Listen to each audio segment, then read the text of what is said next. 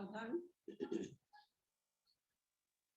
ओम नमः सिद्धेभ्य, ओम नमः सिद्धेभ्य, ओम नमः सिद्धेभ्य।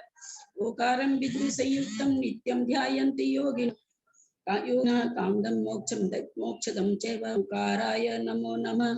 अविरल शब्द घन होगा प्रक्षालित सकल भूतल कलंका मुनि विरूपा सिद्धा सरस्वती हरतु न दूरितान् अज्ञानतिमिरान्धानां ज्ञानाञ्जन शलाकया चक्षुरुन्मीलितं येन तस्मै श्री गुरुवे नमः। श्री परम गुरुवे नमः। परम्पराचार्य गुरुभ्यो नमः। सकल पुरुष विध्वंसं तेषां परिवर्धकं धर्म संबंधकं भव्य जीव मन प्रतिबोधकारकं पुण्य प्रकाशकं प्रणाशकम् इदं शास्त्रं श्री गोमठसार जीवकांड नामधेयम् अस्य मूल ग्रंथ कर्तार श्री सर्वज्ञ देवास्तदुत्तर ग्रंथ कर्तार श्री गंधर देवा प्रतिगंधर देवा तेषां वचन वचो अनुसारताम् आसाद्य पूज्य श्री नेमिचंद्राचार्येण विरचितम् इदं शास्त्रं श्रोतारः सावधानतया शृण्वन्तु।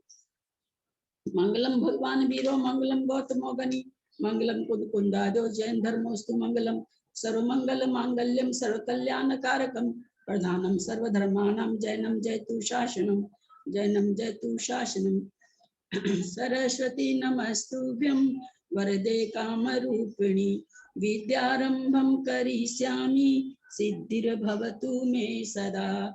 द्वादशं जिनवानी माता की जय। श्री गोमठसार जीवकांड जी की जय। नेमिचंद आचार्य की जय। टीकाकर्ता श्री रत्नचंद्र मुक्तार जी की जय। अढ़ाई दीप में विराजमान सभी आचार्य उपाध्याय सर साधु के चरणों में नमोस्तु नमोस्तु नमोस्तु। सभी आरिका माता जी के चरणों में वंदामि वंदामि वंदामि। सभी चुल्लिका के चरणों में इच्छामि इच्छामि इच्छामि। सभी प्रतिमाधारी के चरणों में ग्रुप में विराजमान अंजना जी के चरणों में वंदना वंदना वंदना। पूज्य बाबूजी, नेमिचंद भाई साहब, उमराव भाभी और भी जो पूज्य जन है सबका सादर चरण स्पर्श, सभी से सादर जय जिनेन्द्र। हम लोग श्री गोमठसार जीवकांड नेमिचंद आचार्य के द्वारा विरचित तथा उस पर रत्नचंद्र मुक्तार जी की टीका को पढ़ रहे हैं, स्वाध्याय कर रहे हैं। स्वाध्याय करते हुए हम लोग 21वीं गाथा पर आ गए हैं। गुण स्थान विवेचन शुरू हो गया है। इसमें 20 प्रलोभनाएं हम लोगों को मिलने वाली है। एक गुण स्थान, 14 मार्गना और इसके अलावा 5 और प्रलोभना मिल रही है जो कि धवला जी में तो अलग से नहीं बताई गई है, पर यहाँ आचार्य ने 5 प्रलोभना पर्याप्ति प्राण उपयोग आदि 5 प्रलोभना को अलग से करके बताया है। तो इस तरह से कुल 20 प्रलोभना का हम लोग स्वाध्याय करेंगे। अद्भुत ग्रंथ है, अद्भुत स्वाध्याय है। इसमें जो गुण स्थानों का वर्णन आ रहा है वैसा जीव कांड कर्म कांड जी में तो इसलिए नहीं है कि वहाँ कर्मों का विवेचन है। जीव का विवेचन तो जीव कांड में ही है, वहाँ तो पुद्गल का वर्णन है। और लब्धि सार में इन्हीं चीजों को और पार करके एक एक परिणामों को जानना वो लब्धि सार में है। वहाँ गुण स्थान नहीं, वहाँ एक एक समय की चर्चा है, वो और भी बारीक है। तो इस यहाँ पर जीव यानी हम अपने को ही जानेंगे, ऐसा यह अद्भुत शास्त्र नेमिचंद्राचार्य के द्वारा लिखा गया है, जो बहुत ही आनंददायक है और शायद हमारी परिणति को बदलने में सक्षम है। सिद्धम शुद्धम पर्णमिया जिनिंद वर्णेमि चंद्रमकलंकं गुणरयण भूषणोदयं जीवस्य परुवणं गोच्छम। मंगलाचरण सबको याद हो गया होगा। ऐसा मेरी भावना है कि आप लोग को सबको मंगलाचरण याद हो गया होगा। सभी कोई मंगलाचरण अवश्य रोज बोलें। नहीं भी याद हुआ है तो बोलने से याद हो जाएगा। अपने को म्यूट रखते हुए मंगलाचरण का प्रतिदिन उच्चारण करें। गाथा नंबर 21 ही होगी ना गाथा नंबर? जी दीदी 21 ही है। सम्मामिच्छुदयेन जतन्तर सवधादि कजेन नय सम्ममिच्छम्पि यसम्मिस्सोहोदि परिणामो सम्मामिच्छुदयेन यतन्तर सर्वघादिकजेन न सम्ममिच्छम्पि यस्मिसोऽधि परिणामो दहि गुडमिव वामिसं भावं नैव कारिदुं सक्कम् एवं मिश्रय भावो सम्मामिच्छोति नादव्यो दहि गुडमिव वामिसं भावं नैव कारिदुं सक्कम् एवं मिश्रय भावो सम्मामिच्छोति नादव्यो। गाथा का उच्चारण करें, विजया जी करें 21 नंबर की गाथा। जी जी जी प्रणाम करें दीदी। 22 नंबर की गाथा।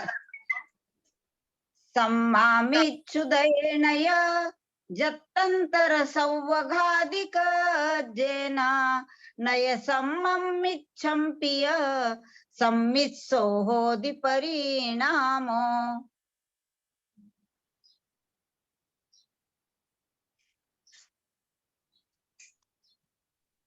दीदी पी के बाद कॉमा होगी कि या के बाद? हाँ यही मैं पूछ रही थी ललिता जी। आपने पी के बाद कॉमा दी और विजया जी ने पी या साथ में बोला। हाँ मात्रा गिननी होगी। वो तो क्या है ना कि अगर आप जल्दी जल्दी बोले तो यह तक आ जाएगा, धीरे धीरे बोले तो मिच्छम तक ही आएगा। तो इसीलिए अपने को मात्रा गिन लेनी चाहिए। मैं कल नहीं कर सकी, इसमें ही बहुत जरूरी है कि हम लोग मात्रा गिन के कॉमा लगा लें तो फिर मात्रा अच्छा में यह आएगा, कॉमा के साथ आएगा, पी के साथ यह आएगा। हाँ तो ठीक है, यह आएगा तो फिर यह होगा इधर। चलिए दीदी मैंने गिन लिया, इसीलिए ये तक बोला मैंने गिन ली थी। हाँ बहुत अच्छा, बहुत अच्छा। मैंने गिनी नहीं थी। सरिता चेन्नई 22वीं गाथा। दहि गुडमिव वामिसं भावमणेव कारिदुं सक्कम् एवं मिश्रय भावो सम्मामिच्छोति नादव्यो दहि गुडमिव वामिसं भावमणेव कारिदुं सक्कम् एवं मिश्रय भावो सम्मामिच्छोति नादव्यो। तृतीय गुणस्थान का स्वरूप। सम्यक मिथ्यात्व रूप। सम्यक मिथ्यात्व रूप मिश्र परिणाम जात्यंतर सर्वघातिया सम्यक मिथ्यात्व प्रकृति के उदय का कार्य है। सम्यक मिथ्यात्व रूप मिश्र परिणाम जात्यंतर सर्वघातिया सम्यक मिथ्यात्व प्रकृति के उदय का कार्य है। एक सेंटेंस में कितने सिद्धांत आ गए। प्रकृति कैसी है, बोला सम्यक मिथ्यात्व रूप है। परिणाम कैसे हैं, मिश्र परिणाम है। प्रकृति सर्वघाती तो है, पर कैसी सर्वघाती है, जात्यंतर सर्वघाती है। इस तरह से एक सेंटेंस में इस प्रकृति के 4 विशेषण को आचार्य ने कह दिया है। अच्छा इसका इसका अर्थ, शब्दों का अर्थ नहीं किया मैंने, अर्थ कर रहे हैं। सम्मा मिच्छुदयेना, सम्मा माने सम्यक, मिच्छु माने मिथ्यात्व, उदयेना सम्मा मिच्छ उदयेना सम्यक मिथ्यात्व के उदय से, जतंतर सर्वघाती कज्जेना सर्वघातिया जिसका कार्य है ऐसी जात्यांतर प्रकृति का, नय सम्मम मिच्छम्पि नय सम्मम मिच्छम्पिय सम्मिसो होदि परिणामो। नय मतलब न तो ये सम्यक रूप है और न ये मिथ्यात्व रूप है। मिश्र परिणाम, न तो इसमें सम्यक रूप परिणाम होता है केवल, न केवल मिथ्यात्व रूप परिणाम होता है, सम्मिसो मिश्र परिणाम होता है। होती माने होता है, सम्मिसो मिश्र परिणाम, सम्यक और मिथ्यात्व रूप मिश्र परिणाम इसमें होता है। दही गुड़म एवं, दही और गुड़ के जैसे, दही और गुड़ मिला के खाया जाए तो न दही का स्वाद आता है न गुड़ का आता है, बल्कि दोनों का मिला हुआ आता है। दही गुड़ का मिश्रण होने से जैसे बामिसम भावम, मतलब क्या उसको कहेंगे, जात्यांतर भाव माने पृथक भाव, कुभाव माने पृथक भाव, मिश्रण होने से जात्यांत, वामिश्रम माने दूसरे तरह का, जात्यांतर तरह का पृथक भाव, नेवकारी दुष्कम, जो जो करने में शक्य नहीं है। क्या करने में शक्य नहीं है? तो कहते एवं मिश्र भावो एवं कारी दुष्कम, जिसको अलग करने में शक्य, एवं कारी दुष्कम, जिसको करने में, जिसको पृथक करने में, पूर्व भावम नेव कारी दुष्कम, पूर्व भाव को, पृथक भाव को सक्कम नेव कारिदुम, अलग करने में शक्य नहीं है। कि इसको गुड़ का स्वाद और दही का स्वाद ऐसा अलग करने में शक्य नहीं है। एवं मिश्र भावो, इस प्रकार का मिश्र भाव, सम्मा मिच्छोति नाभवो, सम्यक मिथ्यात्व प्रकृति का नादब्बो जानना चाहिए। एक बार फिर लेते हैं अर्थ। सम्मा मिच्छु उदयेन, सम्मा मिच्छ उदयेन, सम्यक मिथ्यात्व के उदय से, जतंत्र सब घाती का जैन, घातिया जिसको कर सर्वघाती रूप से जिसका कार्य है, ऐसी जात्यांतर प्रकृति, न सम्मिच्छम पीय, जो सम्यक और मिथ्यात्व दोनों ही रूप नहीं है, न तो सम्यक रूपम सम्मम, मिथ्यात्व रूप ही है, पीय है। सम्मिश्र होदि परिणामों, जिसमें सम्यक और मिथ्यात्व रूप परिणाम होता है। दही गुड़म इम बामिश, दही गुड़ के जैसे के मिलने से, जैसे भावम कारिदुम शक्तम बामिशम, माने एक पृथक वाम भावम, दही मूड, दही गुड़ मीव, दही और गुड़ के मिलने से, वामिशम माने मिलने से, भावम नेव कारिदुम सक्कम, पृथक भाव को जैसे पृथक सक्कम नेव कारिदुम, पृथक करने में शक्य नहीं है। दोनों को, दही और गुड़ के स्वाद को पृथक करने में शक्य नहीं है। एवं मिश्र भाव, इसी प्रकार मिश्र भाव, सम्मा मिच्छोति नादब्बो, सम्यक मिथ्यात्व में नादब्बो जानना चाहिए। वामिश्य को जात्यंतर लेंगे, क्या लेंगे दीदी? वामिश्य, हाँ, वामिश्य का अर्थ जात्यंतर लेंगे? नहीं, वामिश मतलब यहाँ वा माने अलग है, मिस अलग, दही गुड़ अथवा दही गुड़ के मिश्रण को वामिश मतलब उल्टा नहीं आएगा यहाँ पर, दोनों मिलने से पूर्व भावम, पृथक भाव, दोनों जैसे पृथक होता है वैसे कह रहे हैं यहाँ पर। दही और गुड़ मिश्रण जैसे से लेंगे, है ना? हाँ, मिश्रण से, हाँ, दोनों के मिश्रण से। विशेषार्थ, तृतीय गुण का नाम सम्यक मिथ्या दृष्टि है। दृष्टि, श्रद्धा, रुचि और प्रत्यय ये पर्यायवाची नाम हैं। किसी जीव के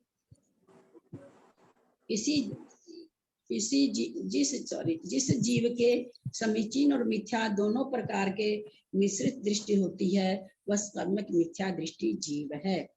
एक जीव के साथ एक साथ शंका कर रहे हैं, एक जीव के एक साथ सम्यक और मिथ्यात्व रूप दृष्टि संभव नहीं है, क्योंकि इन दोनों की दृष्टियों का एक जीव में एक साथ रहने में विरोध आता है। यदि कहा जाए कि दोनों दृष्टियां क्रम से एक जीव में रहती है, तो उनका सम्यक दृष्टि और मिथ्या दृष्टि नाम के स्वतंत्र गुण स्थानों में ही अंतर्भाव हो जाता। अगर अलग अलग कहेंगे तो एक बार तो मिथ्या दृष्टि है, जब सम्यक दृष्टि का उदय है तो सम्यक दृष्टि है, फिर दो गुण स्थान उसके अलग अलग हो गए, तीसरे गुण स्थान की जरूरत नहीं है। अतः सम्यक मिथ्या दृष्टि नामक तीसरा गुण स्थान नहीं बनता है। समाधान, युगपत समीचीन और असमीचीन श्रद्धा वाला जीव सम्यक मिथ्या दृष्टि है ऐसा मानते हैं। ऐसा मानने में विरोध भी नहीं आता है, क्योंकि आत्मा अनेक धर्मात्मक है, इसलिए उसमें अनेक धर्मों का सहान अवस्थान लक्षण विरोध असिद्ध है। आत्मा में अनेक धर्म पाए जाते हैं, और खास करके संसारी आत्मा में तो आत्मा का जो अपना गुण है, ज्ञान, दर्शन, वीर्य, सुख, निराकार आदि जितना वो तो है ही है, और साथ में क्रोध, मान, माया लोभ भी है, आत्मा का ही गुण कहलाता है। विभाव के कारण ये गुण भी आत्मा के ही कहलाते हैं, पुद्गल के या शरीर के नहीं कहलाते हैं, आत्मा के ही ये गुण कहे जाते हैं। तो कहते हैं कि अब एक ही आत्मा में क्षमा गुण भी है और उसी आत्मा में क्रोध गुण भी है, तो दोनों विपरीत गुण है पर दोनों ही आत्मा में रहते हैं। तो यहाँ पर कह रहे हैं आत्मा अनेक धर्मात्मक है, इसलिए उसमें अनेक धर्मों का सह अनवस्था लक्षण विरोध असिद्ध है। सह अनवस्था लक्षण एक साथ अवस्थान नहीं होना, ऐसा लक्षण का विरोध असिद्ध है। मतलब ऐसा विरोध नहीं होता है कि अनेक तरह के लक्षण उसमें नहीं पाए जाएंगे। असिद्ध मतलब सिद्ध नहीं है ऐसा कि उसमें बहुत सारे लक्षण अनवस्थान रूप से नहीं पाए जाए, अवस्थान उसमें नहीं रहे, अनेक धर्मों का अवस्थान नहीं रहे एक साथ सह। यदि कहा जाए आत्मा अनेक धर्मात्मक है, यह बात भी असिद्ध है। अगर कोई कहे आत्मा अनेक धर्मात्मक है और कहे कि ये बात तो असिद्ध है, सिद्ध नहीं है, सो यह कहना भी ठीक नहीं, क्योंकि अनेकांत के बिना अर्थ क्रियाकारीपना नहीं बन सकता। अनेक धर्मात्मा नहीं हो तो अनेक क्रिया अर्थ क्रिया अनेक तरह की बनेगी नहीं। कभी आत्मा का दर्शन गुण हो रहा है, कभी आत्मा का ज्ञान गुण प्रकट ज्यादा हो रहा है, कभी क्षमा गुण प्रकट हो रहा है, तो ये अनेकांत तो इसमें है। अथवा विरोध दो प्रकार का है, परस्पर परिहार लक्षण विरोध और सहान अवस्था लक्षण विरोध। परस्पर परिहार लक्षण विरोध, इनमें से एक द्रव्य के अनंत गुणों में परस्पर परिहार लक्षण विरोध इष्ट है। यदि गुणों का एक दूसरे का परिहार करके अस्तित्व नहीं माना जाए तो उनके स्वरूप की हानि का प्रसंग आता है। अनंत गुणों में परस्पर परिहार, जिस समय एक गुण कहा जाता है उसमें दूसरे गुण, जिससे अर्पित अनर्पित सिद्धे अपने तत्वार सूत्र में आया है, एक साथ सारे गुणों को नहीं कहा जा सकता। जिस समय वक्ता का जो अभिप्राय रहता है उस गुण को वो मुख्य करके बाकी गुणों को गौण करके करता है। वही चीज यहाँ कह रहे हैं कि परस्पर में परिहार लक्षण तो के हिसाब से विरोध इष्ट है।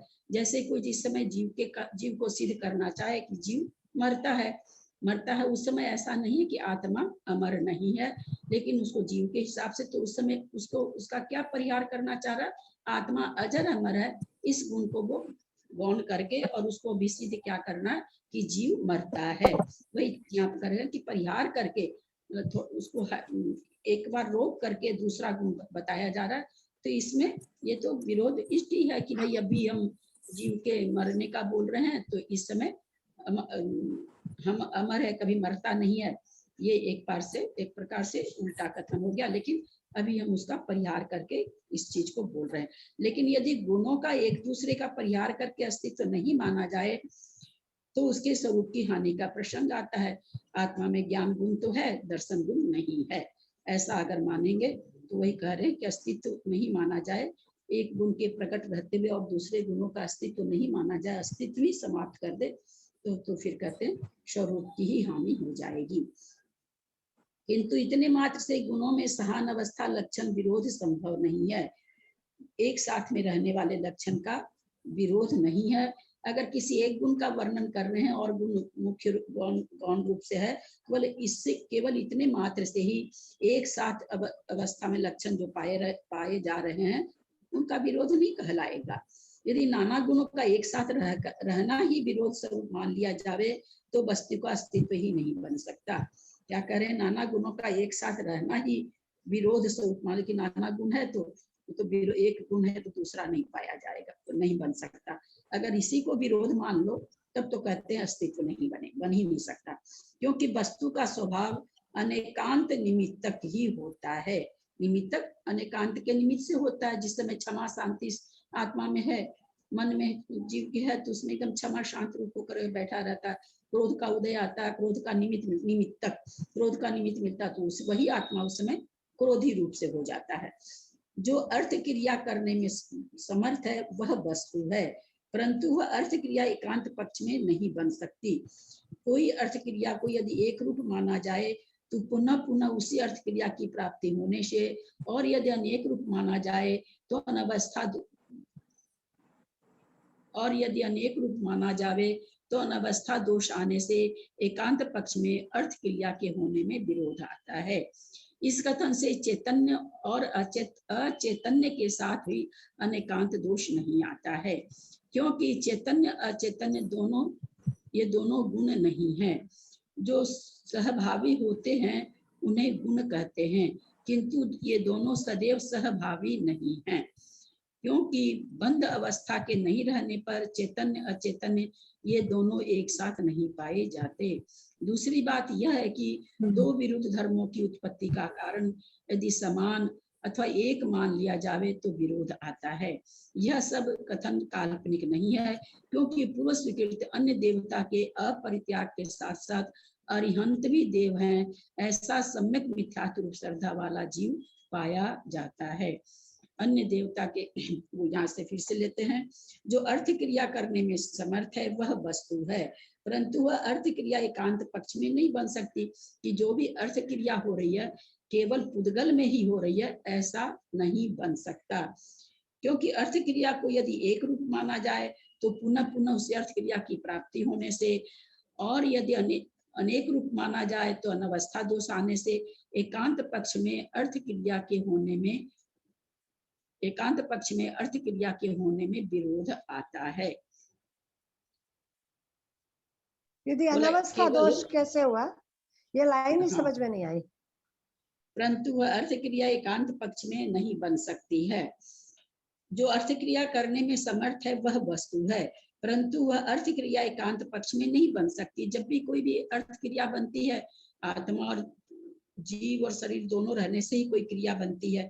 फिर कहते हैं अगर क्योंकि अर्थ क्रिया को यदि एक रूप माना जाए कि नहीं केवल आत्मा ही करता है अथवा केवल पुद्गल ही करता है, तो पुनः पुनः उसी अर्थ क्रिया की प्राप्ति होने से बार बार, जैसे क्रोध है, क्रोध बार बार कोई जीव कर रहा है, प्राप्ति होने से, और यदि अनेक रूप माना जाए तो अनवस्था दोष आने से एकांत पक्ष में अर्थ क्रिया के होने में विरोध आता है। और यदि अनेक रूप माना जाए, अनवस्था उसको कहते हैं जो स्थित नहीं रहे, बार बार मतलब दूर हो जाए, फिर मतलब विरह हो जाए फिर आ जाए, अनवस्था में जो स्थित नहीं रहे। अनेक रूप माना जाए तो अनवस्था दोष आने से, और यदि कहते हैं कि उसी क्रिया को अनेक रूप से माना जाए कि नहीं कभी पुद्गल में होती कभी जीव में होती, तो यह अनवस्था दोष हो जाएगा, क्योंकि कभी हम उसमें कभी पुद्गल के कारण मान रहे हैं, कभी जीव के कारण समझ रहे हैं। एकांत पक्ष में अर्थ क्रिया के होने में विरोध आता है। फिर एकांत पक्ष के होने से वह अर्थ क्रिया होने में विरोध आती, कभी हम निमित्त पुद्गल मान रहे हैं, कभी हम उसको कह रहे हैं कि जीव में होता है। इस कथन से चैतन्य अचैतन्य के साथ भी अनेकांत दोष नहीं आता है। कौन से कथन से? जो ऊपर कथन करके आए, तो इस कथन से चैतन्य अचैतन्य के साथ भी अनेकांत दोष नहीं आता। चैतन्य मन, शरीर और आत्मा के साथ भी अनेकांत दोष नहीं आता है, क्योंकि अनेकांत दोष का मतलब कि चैतन्य सहित जो शरीर है, आत्मा चैतन्य सहित जो आत्मा है, उनमें ही क्या नाम है सो विपरीत लक्षण वाले गुण पाए। यहाँ बताना क्या चाह रहे हैं कि सम्यक और मिथ्यात्व दोनों गुण कैसे पाए? दोनों उल्टा है, एक दूसरे के विरोध वाले हैं, पर वो विरोध वाले कैसे पाए जा सकते, उसी को ये सिद्ध करना चाह रहे हैं। चैतन्य चैतन्य के साथ भी अनेकांत दोष नहीं आता है, क्योंकि चैतन्य और अचैतन्य ये दोनों गुण नहीं हैं। जो चैतन्य क्या है? गुण है क्या? चैतन्य स्वभाव है, आत्मा का स्वभाव है। चेतना वो उसी रूप है, चेतना रूप ही ये है। और अचैतन्य जो पुद्गल है, तो पुद्गल का वो स्वभाव ही अचेतन, ऐसा नहीं कि उसका कोई गुण है। गुण तो उसका स्पर्श रस गंध वर्ण गुण है, अचेतन पना तो उसका स्वभाव है, उसी रूप वो है। तो कह रहे हैं कि दोनों का ये गुण नहीं है, जो स्वभावी होते हैं उन्हें गुण कहते हैं, परंतु ये दोनों सदैव स्वभावी नहीं है। क्यों नहीं है? कर्म जब जीव से बंध जाता है तो कथनचित उसमें चेतना, जब नए वगैरह में पढ़ेंगे उसमें ये आया है कथन कि जब कर्म आत्मा से बन जाते हैं तो वो भी कुछ चेतन रूप हो जाता है, कथनचित चेतनत्व आ जाता है। जब जीव पुद्गल कर्मों से बंध जाता है तो जीव में भी अचैतन्य रूप अचैतन्यपना आ जाता है। ऐसा जब नए नए वाली विवक्षा में जब गुण 20 गुण बताए जा रहे वहां पर ये चीज आई है।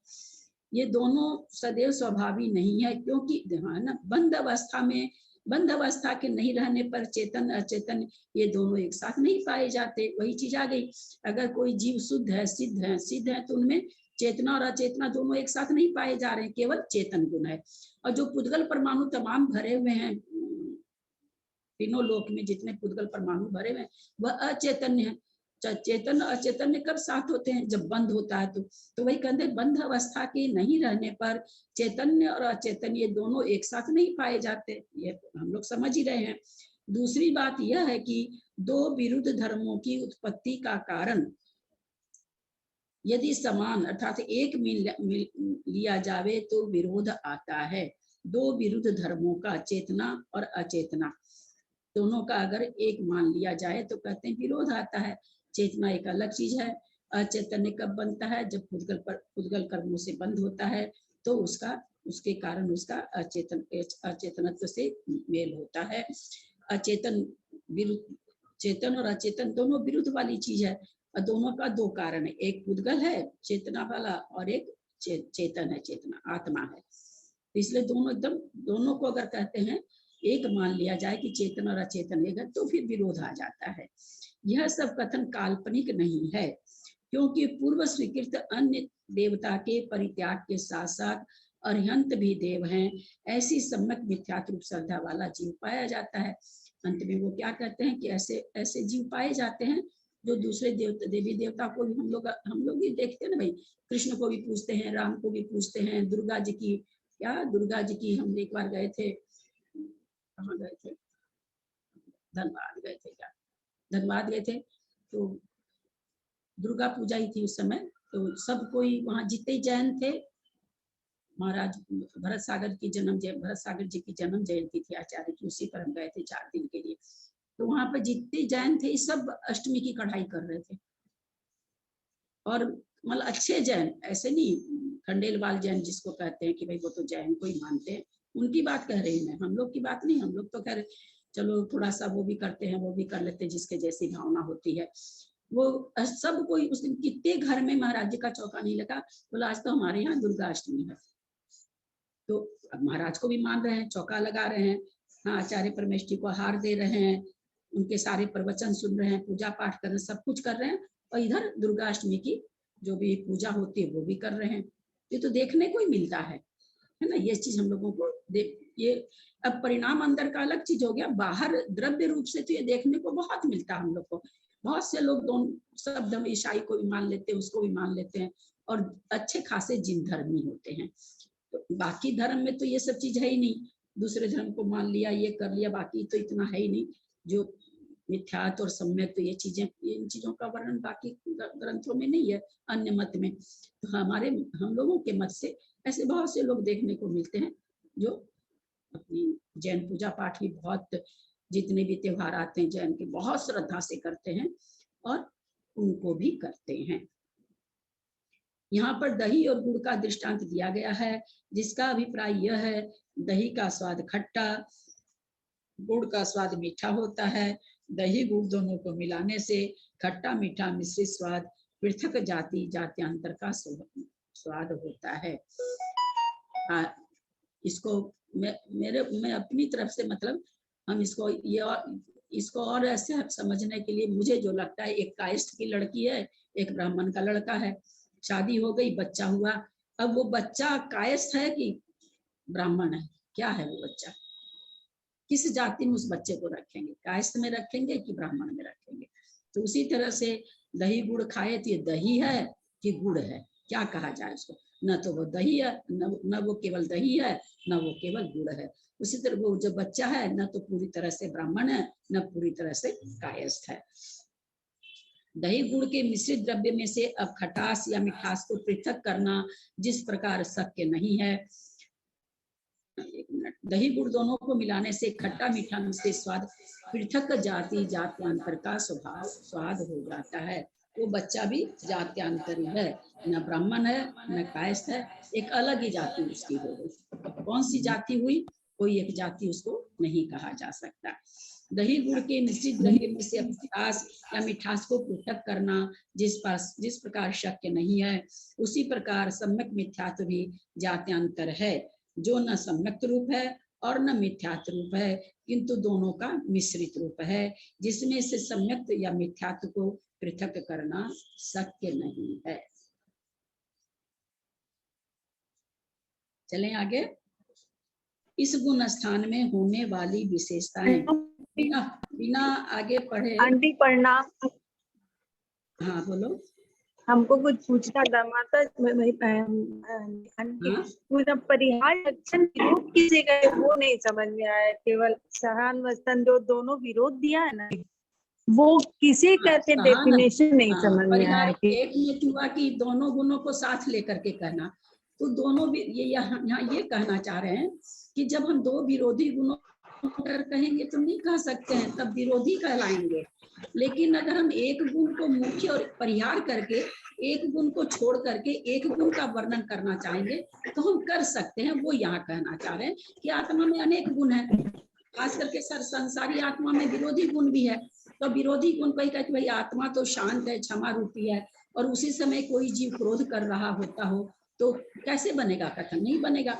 तो उस समय वो क्रोध करता हुआ जीव तो जीव ही क्रोधी है, तो वो यहाँ कर, उस समय क्या करना पड़ेगा कि भाई बाहरी निमित्त से जीव क्रोधी भी हो जाता है, तो शांत और क्षमा रूप उस समय नहीं कहलाएगा। लेकिन कोई सोचे कि हम ये कहीं नहीं, जीव तो क्षमा रूप होता है और वो खूब क्रोध किया जा रहा है सामने में, और हम बोल रहे हैं कि जीव तो क्षमा रूप होता है, तो तीसरा आदमी यही तो बोलेगा ना कि कहाँ है वो क्षमा रूप, देखो उनको कितना क्रोध आ रहा। वही चीज यहाँ कह रहे हैं कि अगर तुम दोनों गुणों को साथ में करके कहना चाहोगे तब तो विरोध है भैया। लेकिन अगर एक लक्षण को ये करके मुख्य और गौण करके कहोगे, मतलब परिहार करके उसको हटा करके कहोगे तो कह सकते हो। अगर सारे गुणों को एक साथ कहना चाहोगे तो नहीं कह सकते हो। यहाँ ये मतलब कथन मुख्य और गौण करके मतलब हुआ मानती है। परिहार विषय मतलब मुख्य और गौण करके कथन करना विरोध हो गया। मतलब जिस गुण को कहना, जिन गुणों को नहीं कहना चाह रहे उनका तो परिहार कर दो, जिसको कहना चाह रहे हो उसको कहो। और गुणों को परिहार कर दो, छोड़ दो, उतनी देर के लिए छोड़ दो, उनका कथन मत करो। अगर तुम सारे कथन को एक साथ लेके करोगे तो फिर विरोध आएगा, ऐसा करना चाह रहे। दीदी अर्पिता नर्पिता सिद्धे लगेगा यहाँ? दूसरा अर्पिता नर्पिता सिद्धे ये लगेगा ना? लगेगा। तो विजया जी हर जगह ना अपन हर चीज को नहीं कह सकते। आप लोग तो कर्म कांड पढ़ रहे हैं, वही कर्म परमाणु वही परमाणु बन जाते हैं तो निषेध हो जाते हैं। तो ऐसी चीजें हैं कि जहाँ पर जो अगर मुख्य और गौण कहना रहता तो ये कहते, लेकिन यहाँ पर ये क्या शब्द ले आए? परिहार और सह अवस्था लक्षण ले आए। यहाँ पर लक्षण रूप से बताया जा रहा है। यहाँ पर अर्पित अनर्पित लेना रहता तो कहीं लेते हैं ना यहाँ पर। तो ये यहाँ पर क्या ला रहे हैं? परिहार और सहनावस्था, ये चीज लेकर के आए। तो जहाँ पर शब्द है वहाँ पर उसी शब्द से अच्छा लगता है। इस गुण स्थान में क्या क्या विशेषता है? परिहार मुख्य और गौण मतलब जिसका कथन बोले तो सहान अवस्था क्या हुआ? फिर सहन अवस्था हुआ कि सबको एक साथ, सहन अवस्था एक साथ रहने वाले गुणों की अवस्था। और मैं एक और चीज पूछना था, अनवस्था बोल रहे हैं। अनवस्था दोष किसे वो बोलेंगे? अनवस्था दोष किसे कहते हैं? वो उसको भी क्लियर कीजिए। अनवस्था दोष आया है ना यहाँ पे, इसके बाद वाला लाइन में अनवस्था आने से एकांत पक्ष में अर्थ क्रिया के होने में विरोध आता है। कहाँ पर? इस 25 पेज में है क्या? इसी पे 25 पेज में पहला लाइन ऊपर वाला होने से, और यदि अनेक रूप से माना जाए तो अन अवस्था दोष आने से, अनेक रूप माना जाए तो अनवस्था कहाँ? यदि अनेक रूप, एक मिनट, क्योंकि अर्थ क्रिया को यदि एक रूप माना जाए तो पुनः पुनः उसी अर्थ क्रिया को प्राप्त होने से, और यदि अनेक रूप माना जाए तो अनवस्था दोष आने से। कहते हैं पुनः पुनः उसी क्रिया को, अगर बार बार उसी क्रिया को प्राप्त हो रहा है, अगर एकांत रूप से ये कहा जाए, एक रूप अर्थ क्रिया को यदि एक रूप माना जाए कि अर्थ क्रिया एक ही तरह से होती है, अगर ऐसा माना जाए तो पुनः पुनः उसी अर्थ क्रिया की प्राप्ति होगी।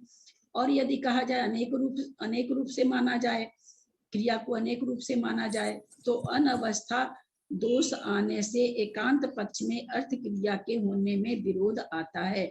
अनेक रूप माना जाए तो अनवस्था दोष आने से, कभी क्रोधी आत्मा, कभी मानी है, कभी माई है, मायावी है, कभी लोभी है।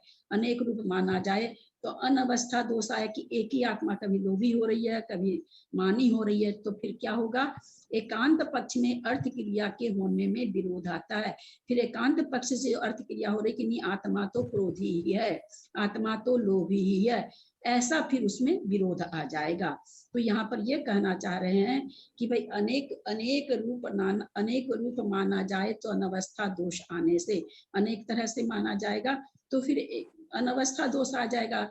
कभी यह जीव क्रोधी हो रहा है, कभी ये मानी हो रहा है, ये अनेक रूप हुआ इसका। अनवस्था मतलब उस पर टिका नहीं रहना, कभी क्रोधी कभी मानी, फिर उससे क्या होगा, आने से एकांत पक्ष में अर्थ क्रिया के होने में विरोध आता है। अगर ऐसा माना जाए तो फिर एकांत पक्ष में अर्थ क्रिया में विरोध आ जाएगा कि यह आत्मा क्रोधी ही है, यह आत्मा लोभी ही है, अथवा यह आत्मा ज्ञानी ही है, ऐसा इसमें विरोध आ जाएगा। तो एकांत पक्ष तो चलता ही नहीं अपने यहाँ, बिल्कुल भी नहीं चलता है। चलता क्या है, अनेक रूप ही चलते, आत्मा का अनेक रूप चलता है। वो चीज यहाँ पर कहना चाह रहे कि भाई सम्यक मिथ्यात्व जो परिणाम है, जो आप कहते हो कि खाली सम्यक रहना चाहिए अथवा खाली मिथ्यात्व रहना चाहिए, तो ऐसा नहीं है। अनेक रूप अनेक धर्मात्मक क्रिया इसमें होती है आत्मा में। ये इतना शब्दों को लिख करके यही चीज यहाँ पर बताना चाह रहे हैं।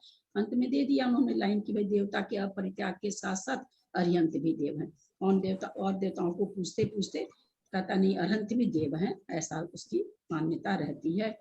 वो कैसे दोनों एक साथ रहती है उसका भी इन्होंने नीचे खूब अच्छा दे दिया। ये तो दही गुड़ वाला तो अपने लोग खैर बढ़िया से पहले से समझे ही हुए हैं, तो ये समझ, इसमें तो कुछ सोचना ही नहीं है।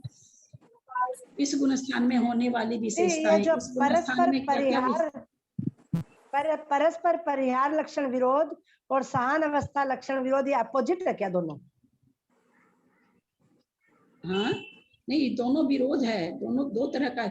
एक तो विरोध होता है कि परिहार लक्षण का विरोध करना, परस्पर परिहार लक्षण का विरोध करना।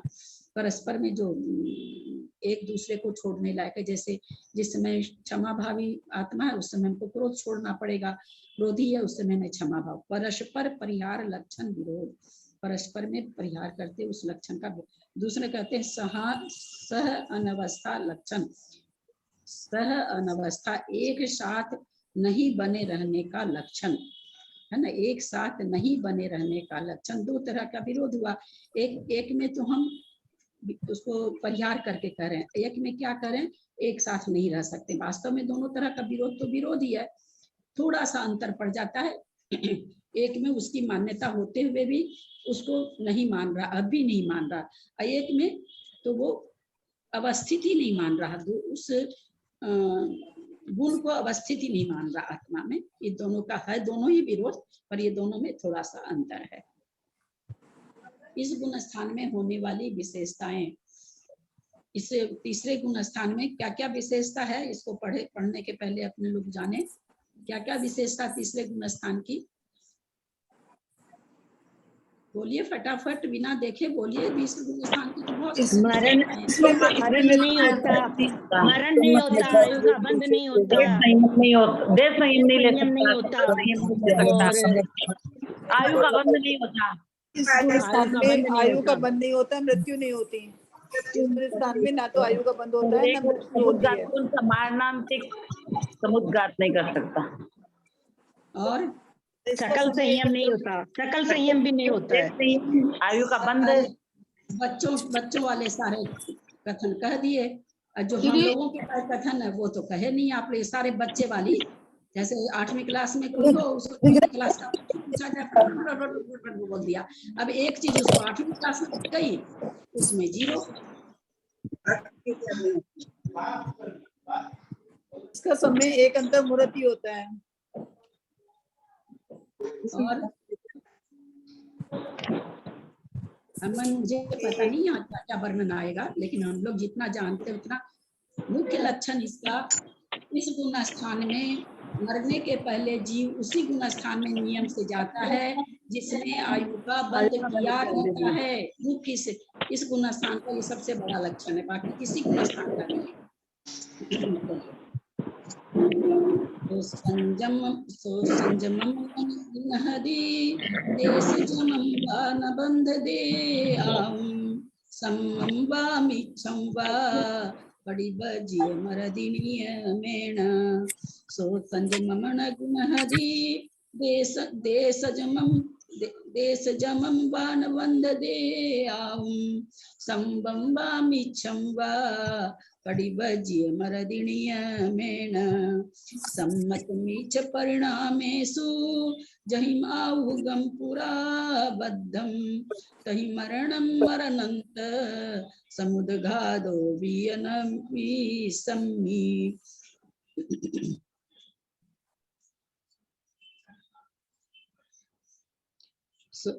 सम्मतमीच परिणामेषु जहिमाहुगं पुरा बद्धं तहि मरणं मरनन्त समुद्घातो वियनमि सम्मि। बड़े मंजू जैन दिल्ली, सुमन जैन दिल्ली। एक 23 का था वो पढ़ी, 24 का था आप पढ़ी। सो संजमम देश जमम बंध दे आवम सम्मम पड़े बच्चे मरदिनियमेण सम्मतमिच्च परिणामेषु जेहिं आहुगं पुरा बद्धं तहि मरणं मरनन्त समुद्घातो वियनमि सम्मि। सो संजम न गिणहदी, सो माने वह कौन, मिश्र गुण स्थानवर्ती, संजमम न गिणहदी, संयम को धारण नहीं करता है, देश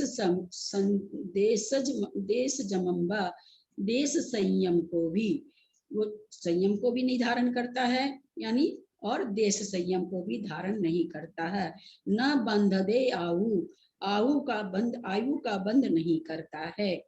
संवम व मिच्छम व पडिबज्य मरदिनियमेन, सम्यक और मिथ्यात् परिणामों से, सम्यक व मिथ्यात् परिणामों से अलग अलग, सम्यक परिणामों से अथवा मिथ्यात् परिणामों से, पडिबज्य मरदिनियमेन, पडिबज्य उसी जिस परिणामों से बंद किया है, पडिबज्य नियम से उसमें बज्य माने जाता है, मरदिनियमेन उसी में नियम से पडिबज्य उसमें जाकर के मरण करता है। जो आप लोगों ने बहुत गुण गाया, ये नहीं होता, वो नहीं था, नहीं होता, मरण नहीं था, मरणते समुद्घात नहीं होता, अंतर्मुहूर्त समय होता है, पर जो इसका विशेष एक केवल इसी गुण स्थान का जो है वो इसने ही उस विशेष चीज को पा रखी है, वो तो बताई नहीं आपने।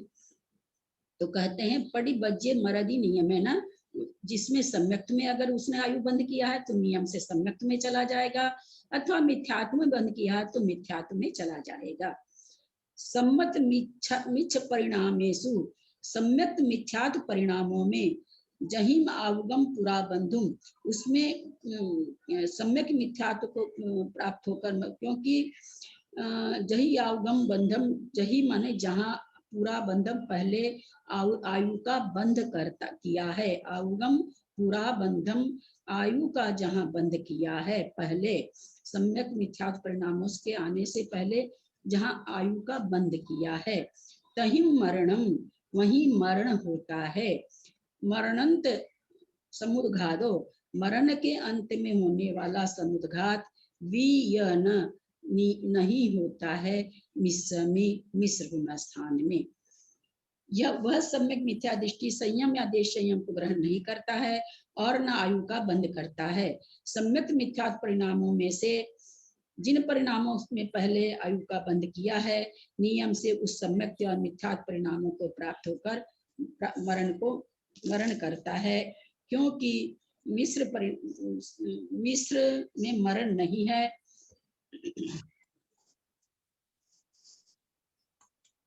क्योंकि मिश्र में मरण नहीं है, तथा मरणांतिक समुद्घात भी मिश्र गुण स्थान में नहीं है।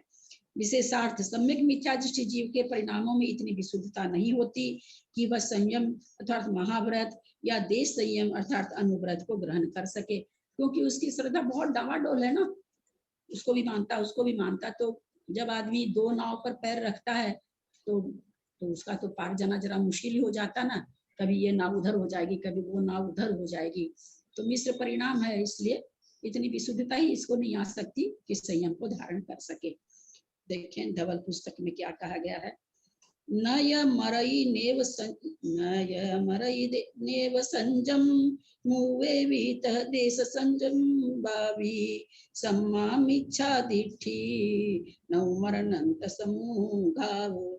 धवला पुस्तक में भी कहा गया है, न यह मरई, न तो ये मरण करता है, नेव संजम, न यह संजम को प्राप्त होता है, मुवेई ते संयम को प्राप्त होता, संयमम यही मन ते संयम को प्राप्त करता है, संयम को प्राप्त करता है, तह देश संयम भावी और देश संयम को भी प्राप्त नहीं करता है। सम्मा मिथ्या दृष्टि, सम्यक मिथ्या दृष्टि, नव मरणंत समुद्घाव, मरणांतिक समुद्घात को भी नहीं पाता है। ऐसा धवला पुस्तक 4 में आया है। सम्यक मिथ्या दृष्टि जीव अपना काल पूरा कर पश्चात संयम को या संयमा संयम को क्यों नहीं प्राप्त कराया गया है।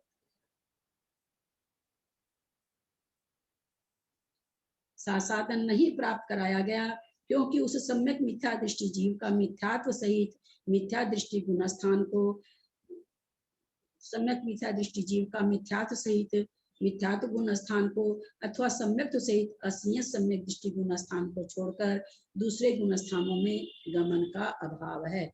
और तो कहीं वो जा नहीं सकता है, या तो चौथे गुण स्थान में जाएगा या पहले में जाएगा, इसलिए उसको संयम वगैरह धारण कर ही नहीं सकता, अन्य गुण स्थानों में वो जा ही नहीं सकता।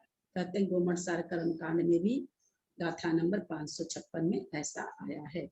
अन्य गुण स्थानों में नहीं जाने का क्या कारण है? ऐसा स्वभाव ही है। स्वभाव दूसरों के प्रश्न के योग्य नहीं हुआ करते। कोई बोले चीनी मीठी क्यों है, इसका उत्तर कोई दुनिया में दे ही नहीं सकता है, क्योंकि वो स्वभाव है, उसका स्वभाव का कोई कारण नहीं होता। जीव चेतन क्यों है, भूतगल क्यों नहीं चेतन है, इनका कोई जवाब नहीं हुआ करता, इनमें तर्क नहीं चला करता, क्योंकि योग्य नहीं हुआ करता है, क्योंकि उसमें विरोध आता है। जो जीव सम्यक दृष्टि होकर और आयु का बंध करके सम्यक मिथ्यात्व को प्राप्त होता है, वह सम्यक के साथ ही उस गति से निकलता है। जो मिथ्या दृष्टि होकर आयु को बांधकर सम्यक मिथ्यात्व को प्राप्त होता है, वह मिथ्यात्व के साथ ही उस गति से निकलता है। अर्थात यदि सम्यक दृष्टि आयु बंद करके सम्यक मिथ्यात्व को प्राप्त होता है, तो सम्यक मिथ्यात्व से असंयत सम्यक दृष्टि होकर मरण को प्राप्त होता है। यदि मिथ्यात्व के साथ आयु बंद करके सम्यक मिथ्यात्व को प्राप्त होता है, तो वह सम्यक मिथ्यात्व से मिथ्या दृष्टि होकर मरण को प्राप्त होता है। ये आयु का बंध कब किया? सम्यक मिथ्या दृष्टि होने से पहले किया कि सम्यक मिथ्या दृष्टि से गुण स्थान से दूसरे गुण स्थान में आने के बाद किया? आयु का बंध कब किया?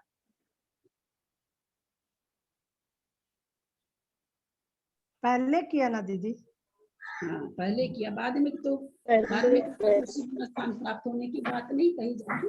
पहले जो कर लेता वो उसी गुण स्थान को प्राप्त होता है, या ऐसा कह रहे हैं। पहले जब हम नए नए सब चीज पढ़ना चालू किए थे, एकदम नए, बस सिद्धांत को उसको पलटते रहते थे, तो हमने ये मान्यता बना ली थी कि जिस गुण स्थान में आयु का बंध होता है, जीव उसी में जाकर के मरण को प्राप्त होता है, ऐसा बना लिया था। बाद में जैसे जैसे और बारीकी आई, तब समझ में आया आयु सम्यक दृष्टि है, आयु बांधा है चौथे गुण स्थान में, वह जरूरी नहीं है कि चौथे में ही मरण करे, मिथ्यात्व में आके मरण कर सकता है।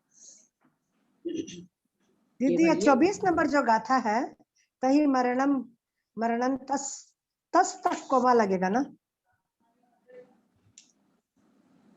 24 नंबर गाथा मरणंत तक लगेगा। 1 2 3 होने से 12 मात्रा होती है। 4 5 6 7 8 9 10 11 मरणंत तक लगेगा। लेकिन ललिता जी आपने हाँ। पढ़ा था ना, तब तय के बाद में कोमा लगवाई थी ललिता जी, फिर समूह गादो बोला था। हाँ यही अभी बता रहे हैं वो, क्या चीज? अभी भी वही बता रहे हैं। मरणंत के बाद लगेगा, मरणंत के बाद लगेगा। हाँ, 1 2 4 तय के 5 बाद कोमा लगेगी ना ललिता जी? वर्णंत में लगेगा, तय क के बाद लगेगा। तक बारह आ जाए, तय तक बारह हो जाएगी। ठीक है, तय तक ही बोल रहा हूँ। क के बाद लगेगा। तय तक लगेगा, स तो इधर थोड़ी आ सकता है, तो शब्द ही पूरा इस समूह का लेकिन 12 12 11 हो रही है मात्रा तो। नहीं नहीं 12 हो रही ना, 12 हो रही है। है कि 2 12 हो मैं रही है। रहे है कि 2 1 2 3 4 5 6 7 8 9 10 11 12 हो रही है। 12 हो रही, 12 हो रही है। 12 हो रही है, 12 हो रही है। तय तक अब 12 हो रही है। जो गुण स्थान आ रहा है, विवेचन भी इसका बहुत है, और इसको हम लोग बहुत अच्छी तरह से समझेंगे, बहुत अच्छी तरह से, बहुत नई नई चीजों के साथ समझेंगे, क्योंकि ये जितना भी गुण स्थान का वर्णन, जितने भी ग्रंथ हैं, सबसे ज्यादा अच्छा वर्णन गुण स्थान का जीवकांड जी में है। ऐसा मैंने मैसेज भी एक डाला था। कर्म कांड में तो पुद्गलों का वर्णन, कर्म की बंध, सत्य, उदय, विच्छुत्ति, बंध विच्छुत्ति आदि का वर्णन है, और लब्धि सार में तो 3 करण का ज्यादा वर्णन है, एक एक समयवर्ती परिणामों का वर्णन है। जीव का वर्णन तो जीव कांड में ही है, और गुण स्थान आत्मा जीव की विशुद्ध परिणामों की सीढ़ियां हैं, श्रेणियां हैं। इसलिए गुण स्थान का वर्णन जितना अच्छा इसमें बताया गया है, उतना और कहीं नहीं। मैं भी कोशिश करूंगी, विकास भैया की जो ये है फोटो वगैरह है, शेयर करने की कोशिश करूंगी, कर पाती हूँ कि नहीं देखती हूँ। सोच तो रही हूँ कि कर करके समझाऊं, क्या होता है देखते हैं अपन। गाथा नंबर 25। सम्मत देश घादीस सुदयादो वेदगम हवे सम्मम चल मलिन मगाढ़म तम नीचम कम खबर वन हेदु नीचम कम खबन हेदु कम खबन हेदु। एक साथ बोलना होगा। सम्मत देश घादीस सुदयादो वेदगम हवे सम्मम जलमलिनम गाढ़म तम नीचम कम खबन हेदु। मैं पढ़ूं?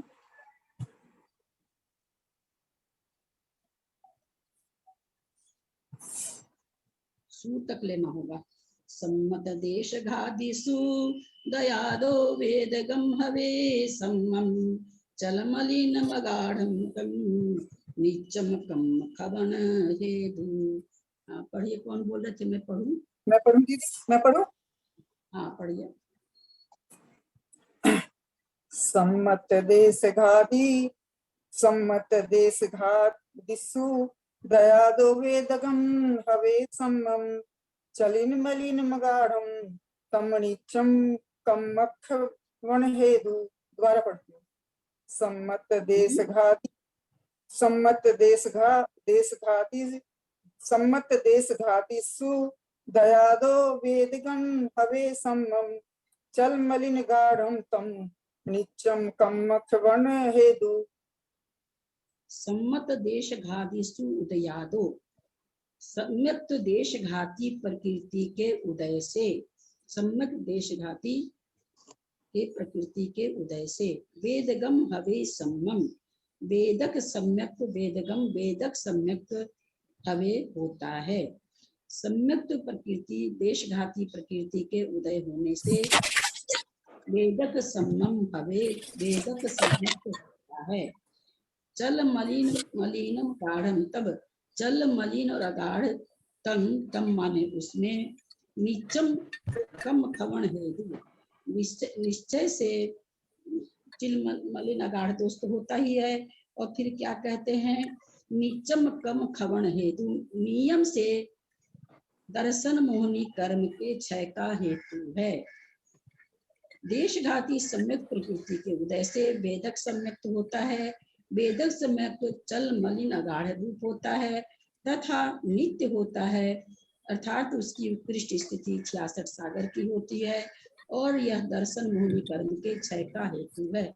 ऐसा क्यों कहा गया? दर्शन मोहिनी कर्म का क्षय का, दर्शन मोहिनी कर्म का क्षय का हेतु है।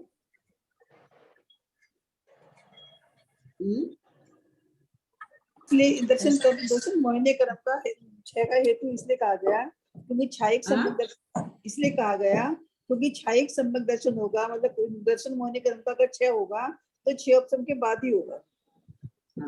क्षयोपशम के बाद नहीं होगा, क्षयोपशम सम्यक तो से ही होता है, प्रथमोपशम से नहीं होता है। इसलिए इसको क्या कह दिया गया कि दर्शन मोहिनी के क्षय का हेतु है, क्योंकि छायिक सम्यक उसे ही प्राप्त होता है जो छायोपशमिक होता है। इसलिए छायोपशम सम्यक दर्शन को क्या कहा इन्होंने? दर्शन मोहिनी कर्म के क्षय का हेतु है। दर्शन मोहिनी कर्म की 3 प्रकृतियां, सम्यक प्रकृति, सम्यक मिथ्यात्व प्रकृति, मिथ्यात्व प्रकृति। सम्यक प्रकृति में लता समान के सर्व देशघाती स्पर्धक तथा दारू स्थान के अनंत में भाग रूप स्पर्धक देशघाती है। ये स्पर्धक जो स्पर्धकों का अनुभाग 4 तरह का कौन कौन सा होता है? अनुभाग पुण्य प्रकृति का गुड़, खांड, शक्कर और अमृत। और बहना यहाँ पर आया है क्या? लता, दारू, अस्थि, शैल। यहाँ पर तो 2 का तो नाम ही आ गया, और आप वो कहाँ से ले आए? प्रकरण जो चलता है उस पर ध्यान दिया करें।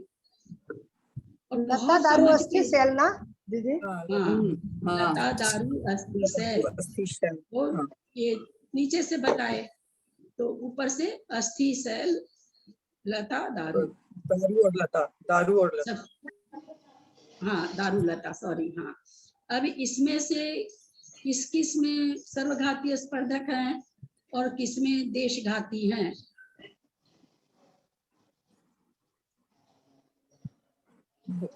दारू का बहुभाग और अस्थि शैल में तो सर्वघाती है, और लता और दारू का एक भाग में देशघाती।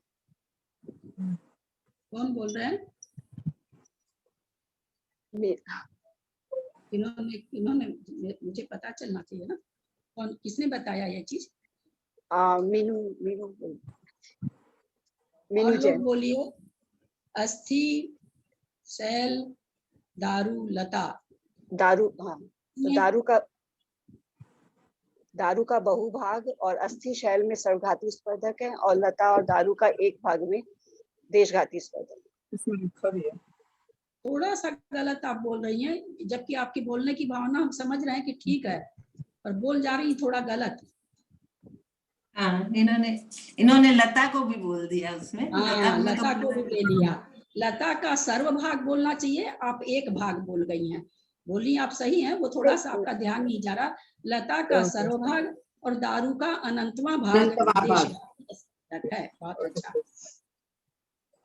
अर्थात प्रथम देशघाती लता रूप स्पर्धक से अंतिम देशघाती दारू के अनंतवें भाग के चरम स्पर्धक पर्यंत ये स्पर्धक सम्यक प्रकृति के होते हैं। एक उदाहरण है, 1000 स्पर्धक हैं दारू के, और उसका अनंत का हम 10 मानते हैं, तो कितना स्पर्धक मिलेगा देशघाती को?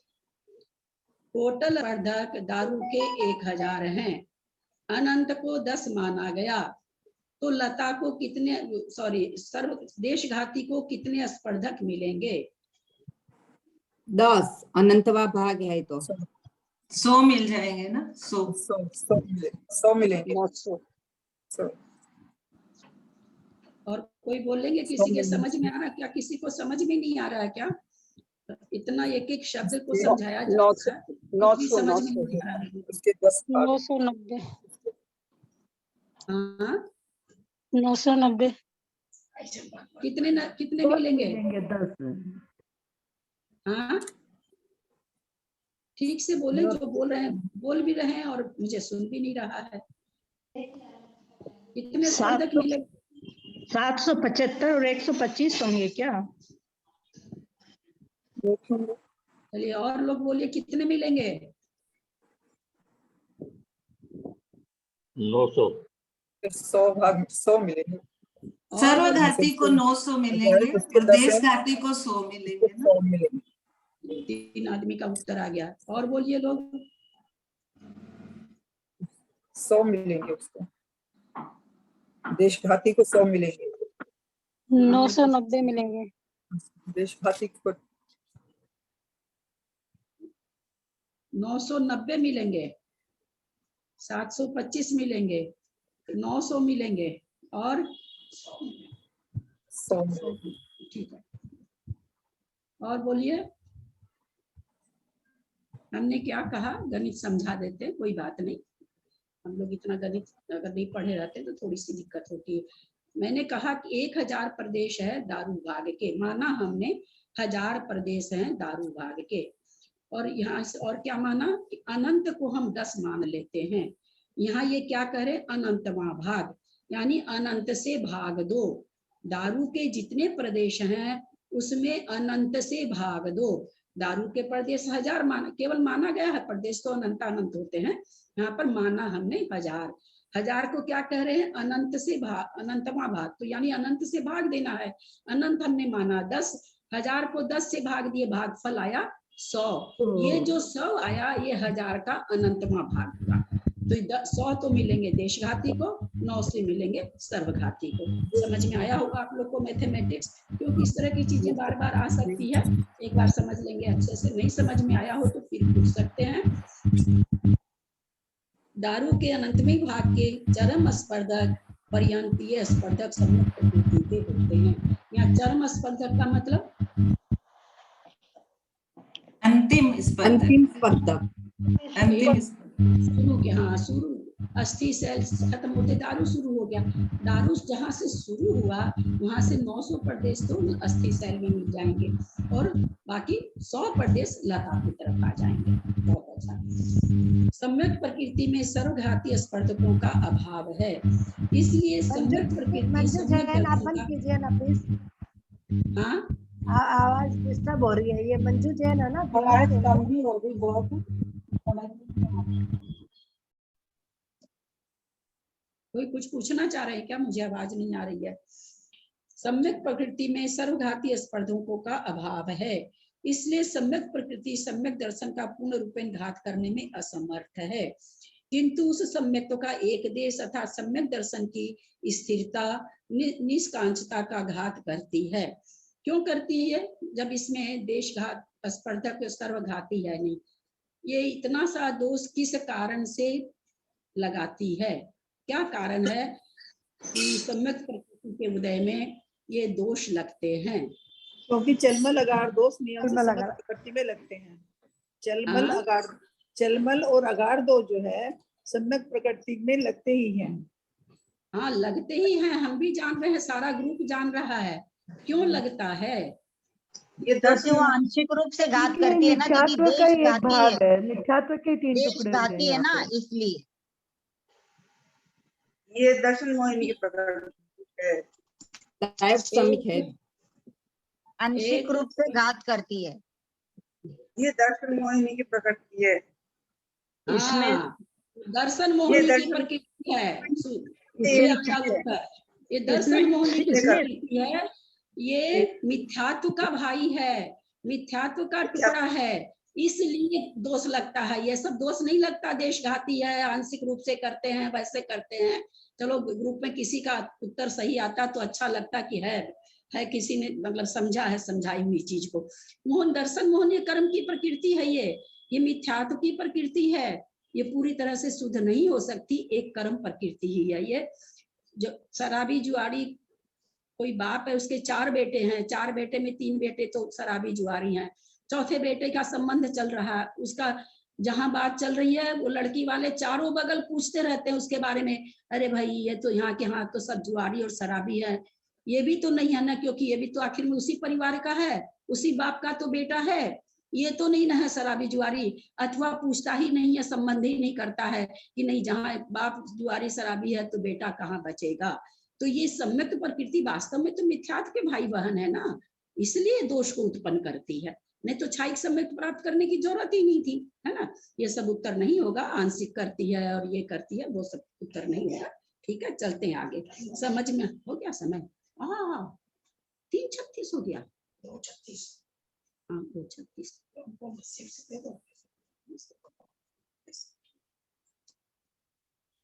सम्यक प्रकृति में सर्वघातीय स्पर्धकों का अभाव है, इसलिए सम्यक प्रकृति सम्यक दर्शन का पुनरुद्घात करने में समर्थ है, किंतु उस सम्यक का एक देश अर्थात सम्यक दर्शन की स्थिरता और निष्कांक्षता का घात करती है। इसका अभिप्राय यह है कि सम्यक प्रकृति के उदय होने से सम्यक दर्शन का मूल से विनाश नहीं होता, किंतु स्थिरता व निष्कांक्षता का घात होने से सम्यक दर्शन में जल मलिन आदि दोष लग जाते हैं। जिस कर्म के उदय से आप्त आगम पदार्थों का श्रद्धा में शिथिलता आती है वह सम्यक्त प्रकृति है, अथवा उत्पन्न हुए सम्यक्त में शिथिलता का उत्पादक और उसको अस्थिरता का कारणभूत कर्म सम्यक्त प्रकृति है। शंका, आप्त आगम पदार्थों में संदेह किस कर्म के उदय से उत्पन्न होता है? सम्यक दर्शन का घात नहीं करने वाला संदेह सम्यक प्रकृति के उदय से उत्पन्न होता है, किंतु सर्व संदेह अर्थात सम्यक का संपूर्ण रूप से घात करने वाला संदेह और मूढ़त्व मिथ्यात्व कर्म से उत्पन्न होता है। पूरी तरह से घात करने वाला तो मिथ्यात्व प्रकृति होगी। उस प्रकृति को सम्यक ऐसा कैसे नाम हुआ? सम्यक दर्शन की सहचरित उदय होने के कारण उपचार से सम्यक ऐसा नाम कहा जाता है। आगम और प्रतिष्ठा में शिथिलता और श्रद्धा की हानि होना सम्यक प्रकृति का कार्य है। सम्यक प्रकृति का उदय वेदन होने से यह सम्यक दर्शन का नाम वेदक, इसके 3 नाम हैं, वेदक, छायोपशमिक और अप्रमत असंयत सम्यक दृष्टि।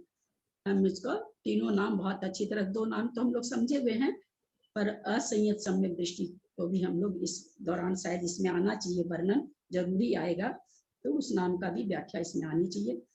वेदक सम्यक दृष्टि जीव शिथिल श्रद्धानी होता है। वृद्ध पुरुष जिस पर अपने हाथ में लकड़ी की शिथिलता पूर्वक पकड़ता है, उसी प्रकार वेदक सम्यक दृष्टि भी तत्वार्थ के विषय में शिथिल ग्राही होता है। अतः कुहेतु कुदृष्टांत से वेदक सम्यक दृष्टि को सम्यक्त्व की विराधना करने में देर नहीं लगती, यानी तुरंत ही विराधना कर देता है और मिथ्यात्व को प्राप्त हो जाता है, ऐसा ये कहना चाह रहे हैं। समय अपने लोग का हो चुका है। यदर्थ मात्रा पदवाक्यहीनं मया प्रमादादि किंचनोक्तं तन्मे क्षमित्वा विदधातु देवी सरस्वती केवल बोधलब्धिं। बोधि समाधि परिणाम शुद्धि स्वात्मोपलब्धि शिव सौख्य सिद्धि। चिंतामणि चिंतित वस्तुदाने त्वं वन्द्यमानस्य ममास्तु देवी। जावानी के ज्ञान ते सुझे लोकालोक, सुवानी मस्तक चढ़ो सदा दे तुम दो। हे जिनवानी भारती तो ही जपू दिन रैन, जो तेरा शरणा रहे सो पावे सुख चैन। देव भजू अरहंत को गुरु से हो निर्ग्रंथ, दया धर्म पालू सदा यही मोक्ष का पंथ। वात्संग जिनवानी माता की जय। 9 बार नमोकार।